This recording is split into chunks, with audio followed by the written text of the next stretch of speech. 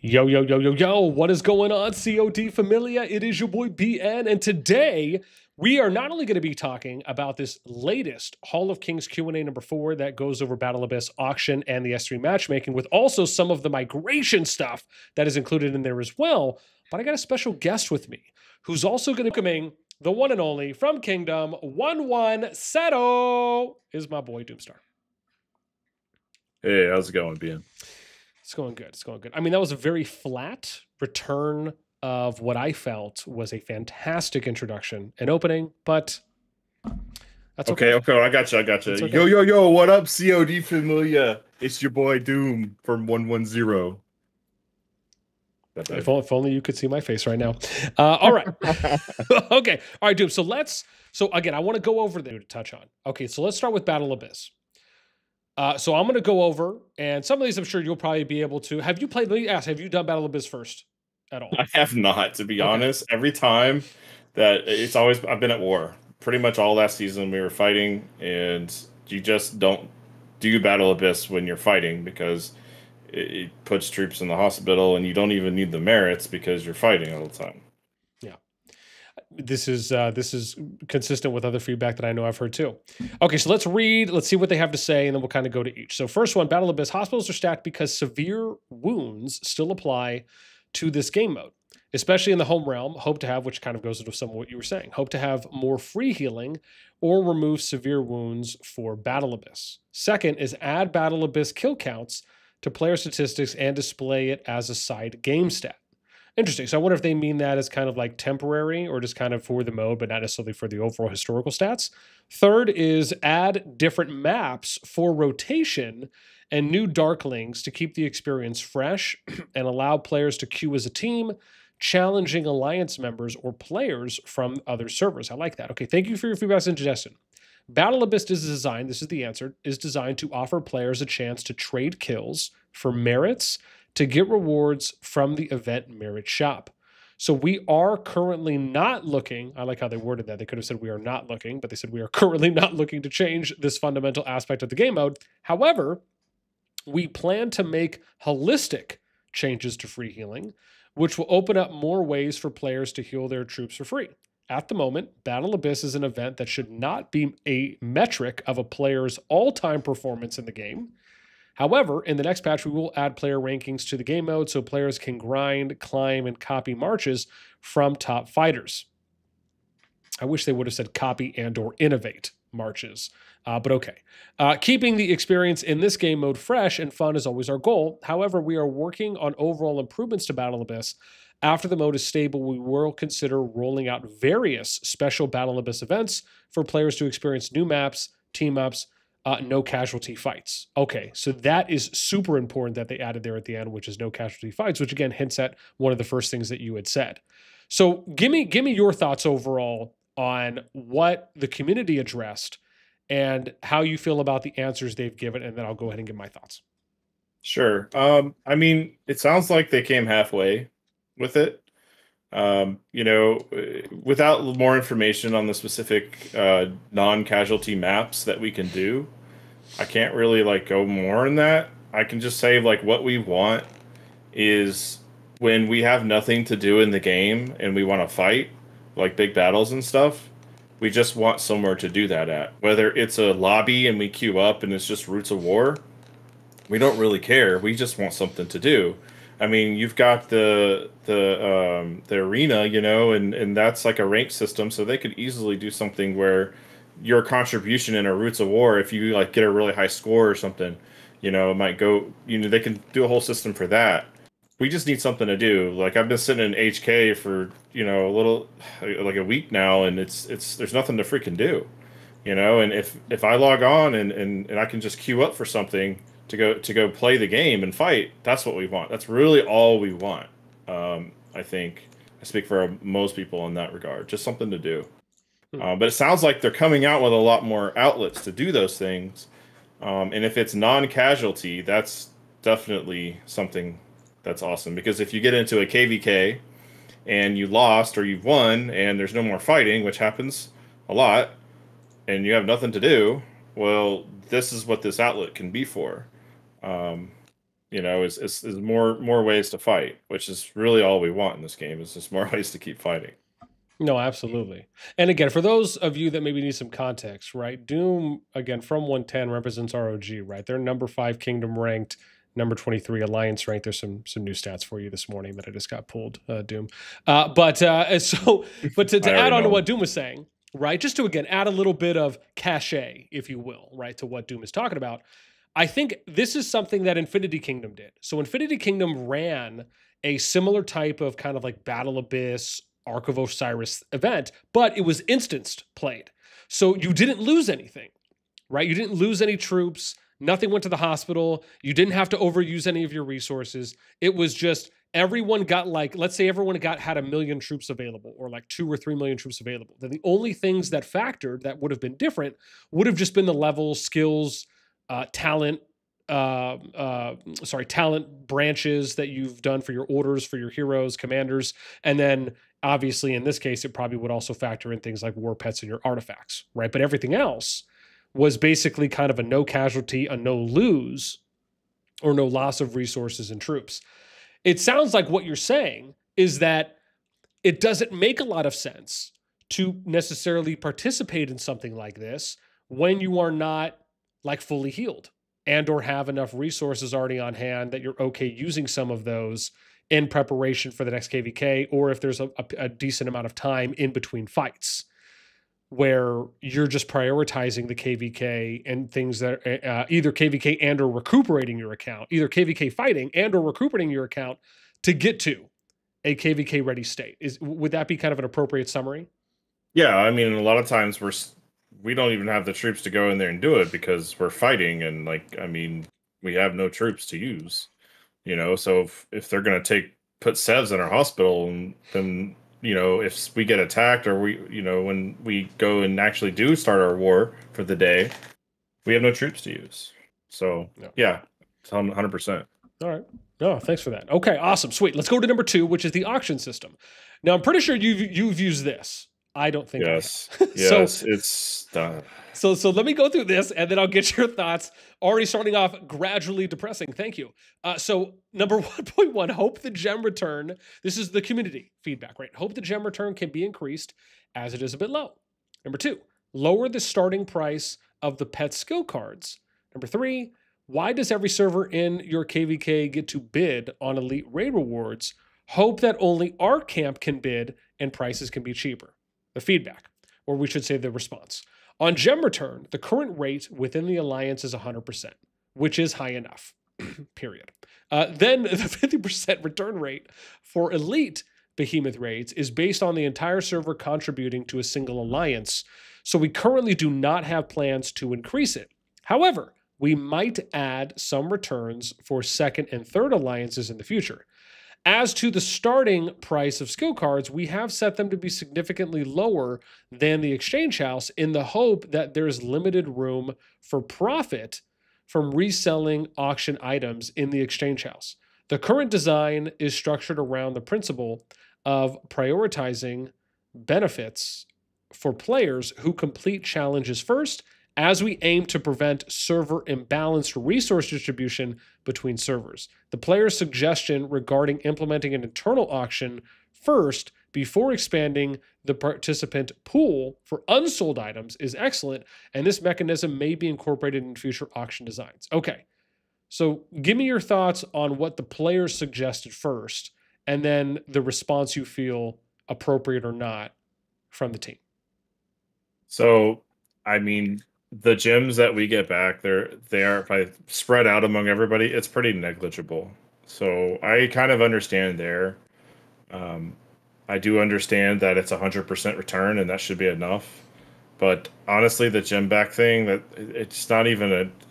People shouldn't be worried about that. It's the actual skills and how we get them. That's what it's for. Okay. And so can I expand on that part? Yeah, of course. Oh, please. So, you know, if all of the skills that were worth a crap, right, that people would use on pets, you know, the good ones, they always went for the going rate if you were to buy it off the pet bazaar. Okay. Like by the time people were done bidding on it, that's how much it went for. So the bidding thing, it doesn't work. It's silly. I don't. They need a new system. The only benefit. No, to expand on the doesn't work. Doesn't work because the bid just gets too high, where the Yeah, return. because you're not. Yeah, because you're basically just paying the same amount, or even more in some cases, than you would in the pet bazaar. The Okay. only benefit you get is it doesn't count towards your maximum amount of skills you buy per week. Okay. So you can get around that by bidding out and winning a 2-star skill or 1-star. You can have 4 1-stars a week or whatever, or 5 1-stars. So you can get an extra skill that way.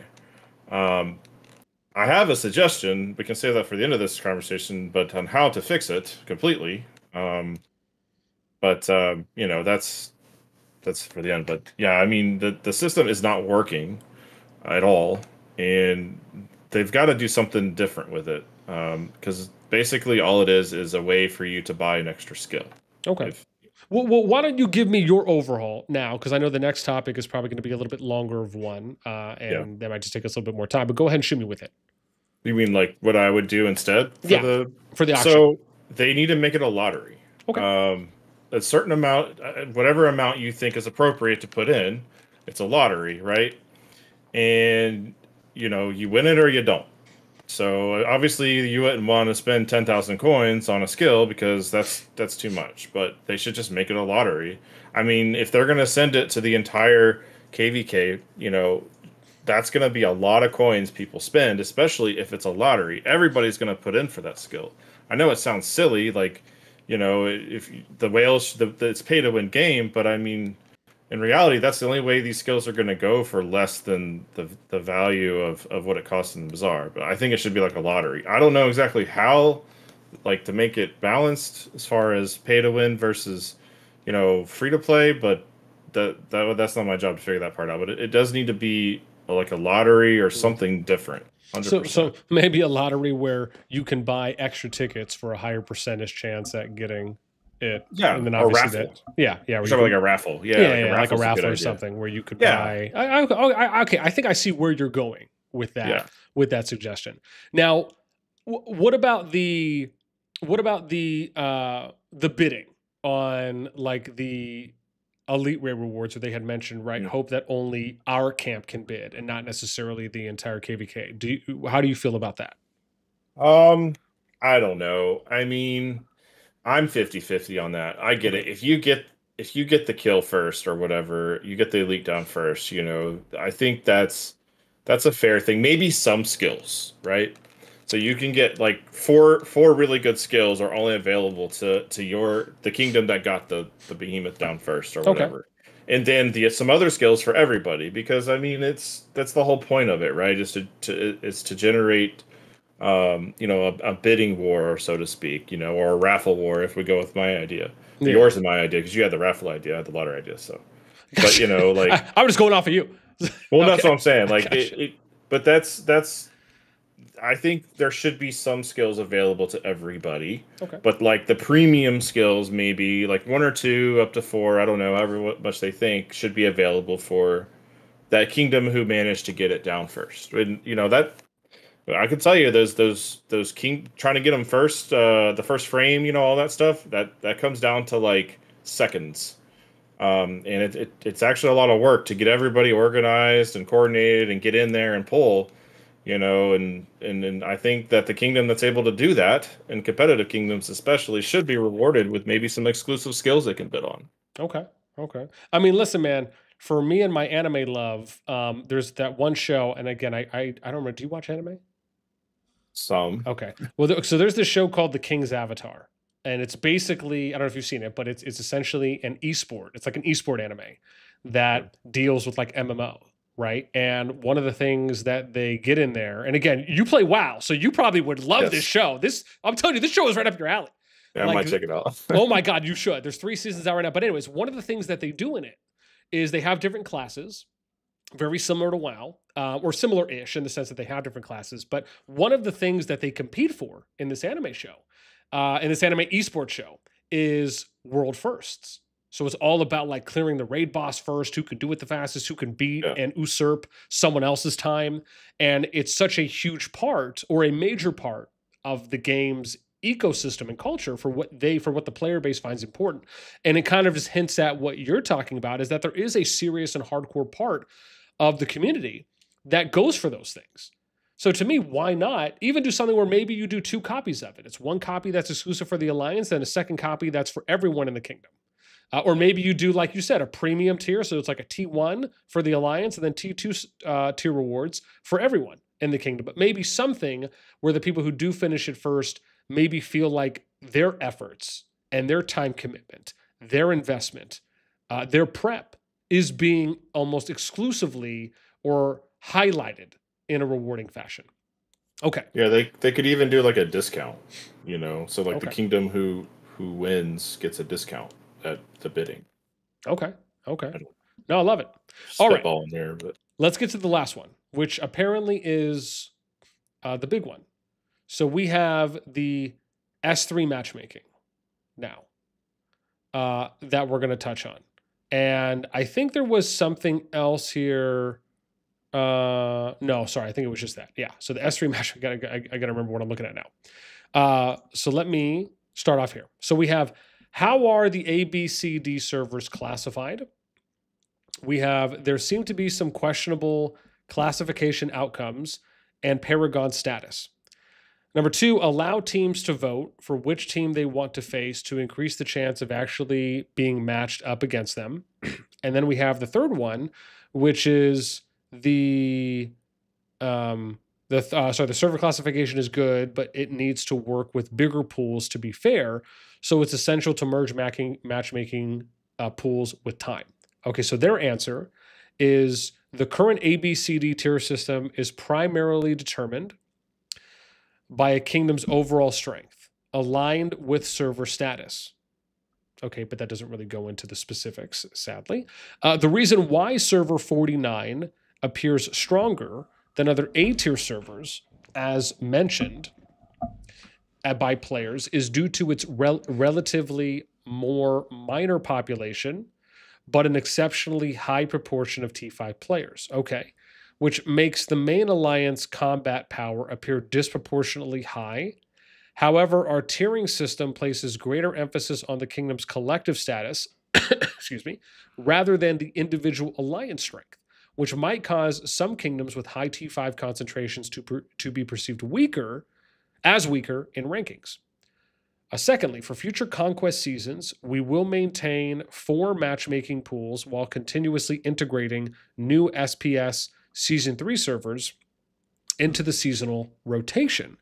This approach ensures shorter queue times while gradually providing players with more diverse opponents over time. Thirdly, as to voting to increase the chance of matching up against certain opponents, we appreciate your suggestion and will consider implementing it in the future. Okay, let me not die. So this wraps up. This wraps it up for the 4th R5 Q&A on Battle Abyss, the auction system, and matchmaking. We carefully read through your feedback and suggestions. Okay, so what do you think about community points and the response? So I don't really know, because this next KVK they didn't have the ABCD thing. I don't know if they classify us themselves internally. But I mean, my experience with last season, I'm just going to go on that because that was that matchmaking system. It was really weird. You had a very low class A kingdom, right? That should have been class B, but they were class A. And then you had the Paragon rules, where any Paragon, you could only have one Paragon on a team, which it really kind of screwed over a lot of the B Paragon teams because they couldn't team up with any of the Paragon A's. So there was like a lot of these rules, and then the classification was so wonky, it was really hard to make teams. We had a team, for example, we had a team of 3 that we were going to want to start with. And as soon as the classifications came out, we had to go back to the drawing board. And we ended up taking, because one of the kingdoms was that we were projecting to be a B, very easily a B, and they were an A. And so we ended up taking them anyway because we wanted to play with them, but it was like we don't really know. Like there's so much different things involved in the classification and then the rules for team building. I feel like they kind of need to change it a little bit. Maybe not make a team of four, make it a team of two, and you match with another team for your team, like for your overall camp, and then fight another camp. I don't know. There's a couple of things they needed, but it does need some work, bossnasti. It really does. If they're going to use that system again, um, it, the whole they need more paragons. Having an odd amount of paragons is really weird too. I know it was even if it was A and B, but they need an even amount of A paragons and an even amount of B paragons for sure. But I don't know. I liked it and I didn't like it. I don't know. It was nice to be able to team up with people you know, but it was hard to build that team with the rules, you know. And I know the rules were there to balance things, but I think they can do a better job at figuring out a system for balance. Yeah. I mean, listen, I simply put am just in favor of them just doing the matchmaking themselves. As long as they stick to a consistent rubric, if you will, right? A consistent factors that they're implementing and they're using to pair. And if it's something as simple as, looking at something like the top 300 power, looking at, total T5s, looking at spending capacity for the players that are there, maybe looking at average growth or recovery rates for players. I mean, again, they have obviously a lot more data than probably even I have, without a doubt. But compared to the team up, and I agree, I think there's pros and cons for doing the team up. I think we saw some groups where it was just kind of like the good old boys club, right? These are our homies, these are our boys. We're not even going to consider teaming up with anyone else. It's them or no one. Then there were situations that we saw where teams were being made, and it was just completely lopsided. It just didn't make the KVK fun at all.